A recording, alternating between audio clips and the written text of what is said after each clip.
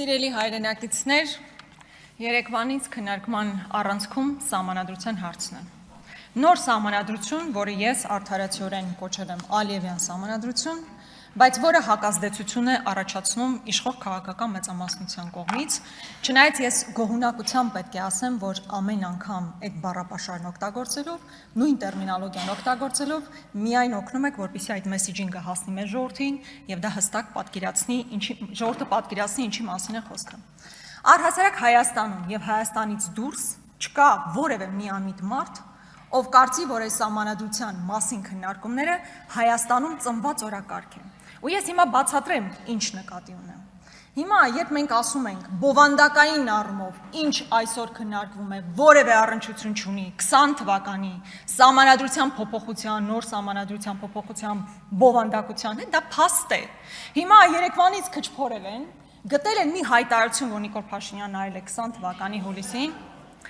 Այդ մեկն է, այս պահին այդ մեկը հրապարակվել է, մեկին անդրադառնամ։ Իհարկե, չեք անդրադառնում նրան, որ առանցքը այնտեղ փոփոխության, պետական կարգի, կառավարման մոդելի փոփոխության հարցն է, որի մասին հիմա որևէ քննարկում չկա, ասում եք, պարլամենտարական համակարգը ընտիր համակարգ է։ Ես ուզում եմ ձեզ հիշեցնել, մի ընդհատեք, հետո կխոսեք։ Ես ուզում եմ հիշեցնել, որ այդ հայտարարությունից առաջ մոտ ժամանակահատվածում դուք եւ Նիկոլ Փաշինյանը գնում էիք սահմանադրության փոփոխության այս ձևաչափով։ Սահմանադրության փոփոխությունը փորձում էիք մարդկանց համոզել հպարտ քաղաքացու անձնագրով, որը ամենևին այս քարտեզը չի։ Հետևաբար գալ, այստեղ ասել, նույնիսկ 20 թվականին սահմանադրության փոփոխության բովանդակությունը նույնն է այսօրվա բովանդակությամբ, իհարկե նույնը չի։ Ավելին, մեկ ամիս հետո Նիկոլ Փաշինյանը անկախության հռչակագրի ընդունման 30-ամյակի կապակցությամբ ուղերձ է հղում, սիրելի հայրենակիցներ, որտեղ ասում է. Հայաստանի Հանրապետության հպարտ քաղաքացիներ, 30 տարի առաջ Գերագույն խորհուրդն ընդունեց Հայաստանի անկախության հռչակագիրը, որով ազդարարվեց անկախ պետականության հաստատման գործընթացի սկիզբը։ Պատմական այդ որոշումը հիմնված էր անկախ պետություն ունենալու հայ ժողովրդի կամքի վրա, բխում էր այդ կամքից եւ այլն եւ այլն։ Այսինքն, այսօրվա սահմանադրության հարցը բացառապես այն տիրույթում է, մենք պետք է հանենք անկախության հռչակագրին հղումը, թե չէ։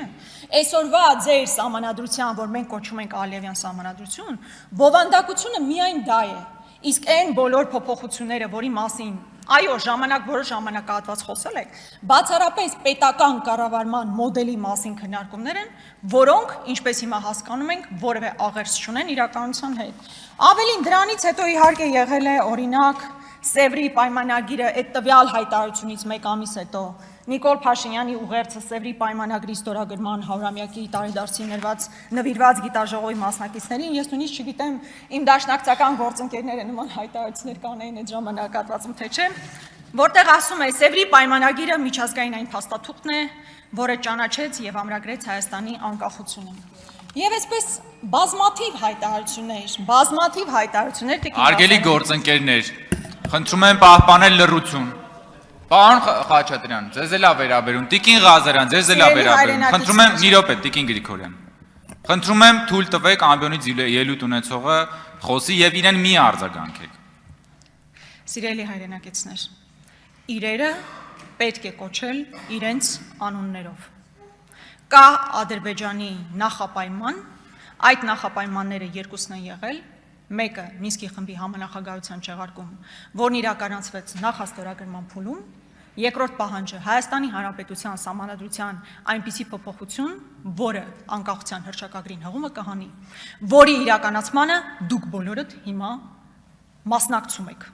Այսինքն այդ նարատիվներն եք տարածում։ Եվ հետևաբար այստեղ գալ ասել, գիտեք, այդ տաբու բառը, որ կպցնում եք Ալիևյան սահմանադրություն, դա բովանդակային քննարկման տեղ չի թողնում, բովանդակային ձեզ հետ ինչ քննարկենք արտաքին պարտադրանքի օրակարգի տիրույթում։ Ես մեծ հաճույքով կքննարկեի ձեզ հետ մեր գաղափարական տարաձայնությունները Սփյուռքի մասին, եկեղեցու մասին, պատմության մասին, ապագայի մասին,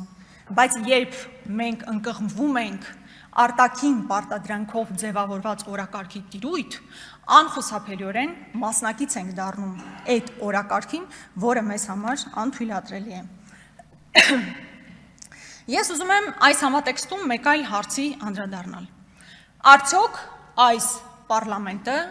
լիազորված է քննարկել այս բովանդակությամբ սահմանադրության հարցը։ Ես համոզված եմ, որ ոչ։ Այո, առհասարակ սահմանադրության փոփոխություն, նոր սահմանադրություն հնարավոր է քննարկել, բայց այս բովանդակությամբ, որի մասին ես նոր խոսեցի, արդյոք սա լիազորված ենք մենք բոլորս քննարկելու այս հարցը։ Ես խորապես համոզված եմ, որ ոչ, որովհետև մենք ընտրություններին գնացել ենք ժողովրդի մոտ եւ ասել ենք, մենք գնացել ենք ժողովուրդ, մեզ ձայն տվեք, ոչ միայն Նիկոլ Փաշինյանին հեռացնելու համար, այլ Հայաստանի Հանրապետությունը բովանդակությամբ հայկական պահելու եւ թույլ չտալու, որպեսզի իր բովանդակությամբ դառնա Արևմտյան Ադրբեջան, որի առաջին քայլը սահմանադրության փոփոխությունն է։ Մեր ժողովուրդը մեզ այդ ձայնը չի տվել, ավելին, բոլոր ընտրախախտումներով հանդերձ այս պարլամենտում չունեք դուք մեծամասնություն։ Այսինքն դուք եք գնացել ժողովրդի մոտ, ասել եք մեզ ձայն տվեք, սա անելու, այդ դրանցից մեկը սահմանադրության փոփոխությունն էր։ Եվ ժողովուրդը ձեզ ձայն չի տվել։ Այս պարլամենտը սահմանադրական մեծամասնության մասին է խոսքը։ Բա այս պարլամենտը կարող է հաստատել սահմանադրության նոր տեքստը եւ դնել հանրաքվեի, եթե կա 2/3 մեծամասնություն։ Դուք չունեք այդ մեծամասնությունը։ Եվ մեզ էլ որևէ մեկը չի լիազորել, որպեսզի մենք այդ փոփոխությունը իրականացնենք։ Հետևաբար սա նոր սահմանադրության հարցը ոչ թե հետընտրական ձևավորված օրակարգ է, այլ նախընտրական օրակարգ է, որի պատասխանը ժողովուրդը տվել է, այսինքն չի ուզեցել նման փոփոխություն։ Ավելին, Նիկոլ Փաշինյանը իմիջիայլոց փորձել է մեզ բոլորիս ազատել այս process-ից։ Եվ Հայաստանի եւ Ադրբեջանի միջև սահմանազատման կանոնակարգի մասին, չգիտեմ, հորդորել է, խնդրել է, պահանջել է, SMS է գրել, էական չի բառը։ Սահմանադրական դատարանը որոշում է կայացրել, որ անկախության հռչակագրին հղումը կամ քանի այդ բառերը նախադասությունները ուղիղ արտացոլված չեն սահմանադրության մեջ, նշանակում է իրենք սահմանադրության մաս չեն։ Նմանատիպ մի ձևակերպում, այսինքն ինքն էլ է հասկացել, որ ադրբեջանական պահանջը հնարավոր կլինի այսպես զսպել, չի ստացվել։ Եվ եթե կուզեք,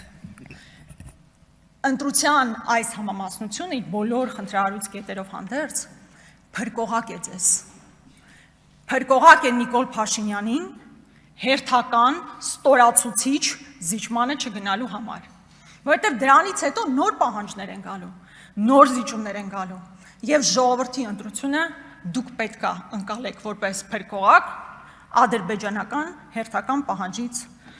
խուսափելու համար։ Ադրբեջանը ձեզ պարտադրում է, եւ դուք դա նոր չի, որ հասկանում եք, որ պարտադրում է։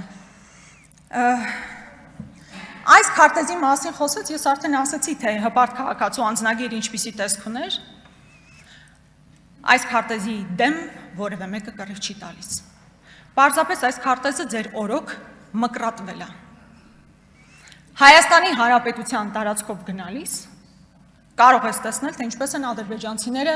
տարբեր գագաթներ գրավել եւ այնտեղից չեն պատրաստվում դուրս գալ։ Սա ձեր օրոք է եղել։ Եվ այս քարտեզը, որ մեր հպարտությունն է, ձեր օրոք մկրատված է։ Եվ դուք դեռ գալիս հարցնում եք, ընդունում եք այս քարտեզը, ինչպես եք վերաբերում այս քարտեզին։ Ձեր օրոք մկրատված քարտեզը դարձել Հայաստանի Հանրապետության քարտեզը։ Ես իհարկե շատ ուզում եի խոսեի նաև դատաիրավական համակարգում տիրողից, բայց ինչ ասես մի համակարգի մասին, որտեղ բարձրագույն դատական խորհրդի ղեկավարը կարող է SMS-ով հեռացվել, որտեղ օրինակ Մասիս Մելքոնյանը մի քանի օր առաջ քրեական հեղինակությանը կալանքից ազատում է, բայց բոլոր քաղաքական անձանց տեղում կալանք է տալիս։ Սա է իրական պատկերը, չեմ ասում մնացական Մարտիրոսյան եւ այլն եւ այլն։